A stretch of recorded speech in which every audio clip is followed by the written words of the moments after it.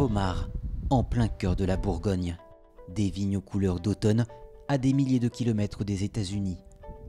Et pourtant, l'issue de la campagne présidentielle américaine pourrait bien avoir un impact majeur sur Aubert.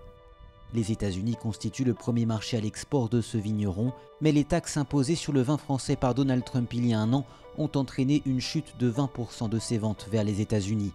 Les taxes ont été répercutées sur les prix. Résultat, les commandes ont chuté. Trump a créé avec cette taxe un différentiel de concurrence de prix de 25% sur nos vins. C'est considérable. À titre personnel, oui, moi je serais très heureux qu'un démocrate soit élu, mais je ne suis pas sûr du tout que le simple fait qu'il y ait un changement de président change le système des taxes. Nous ne sommes en tant que vignerons que les victimes d'une guerre commerciale entre Airbus et Boeing.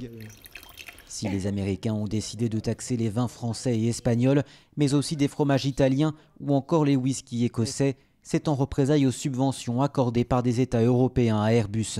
Elles ont été jugées illégales par l'OMC, qui a autorisé Washington à taxer l'équivalent de 7,5 milliards de dollars d'importations européennes.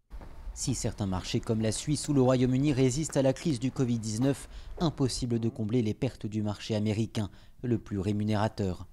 Si les conséquences du Covid-19 ne sont pas à négliger, les taxes imposées par Donald Trump ont clairement fait chuter les exportations de vin français aux États-Unis au premier semestre 2020, une baisse de 15% en volume, de 28% en valeur. La baisse n'est pas aussi conséquente pour les exportations à destination du Royaume-Uni ou de l'Allemagne. Les taxes douanières n'ont pas épargné les plus grands exportateurs. Direction la vallée du Rhône, à la rencontre de Michel Chapoutier, qui possède des vignobles jusqu'en Espagne et en Australie. Ses ventes aux États-Unis ont également chuté et ses marges ont été réduites de moitié. Mais ce n'est pas contre Donald Trump que Michel Chapoutier semble le plus en colère. Si je prends, malgré le Covid, la Nouvelle-Zélande, qui est le troisième exportateur vers les États-Unis, ils sont à plus 15%. Donc on est dans un marché américain qui, malgré le Covid, est en progression de consommation au niveau du vin. Donc nous sommes bien, nous, filière vin française, sanctionnés et abandonnés en race campagne par notre gouvernement qui préfère soutenir Airbus et nous faire rembourser les infractions. La France a mis en place des aides pendant la crise du Covid-19 pour la distillation de vin afin de transformer les stocks invendus en alcool industriel. Mais la filière demande avant tout des aides directes pour compenser les taxes.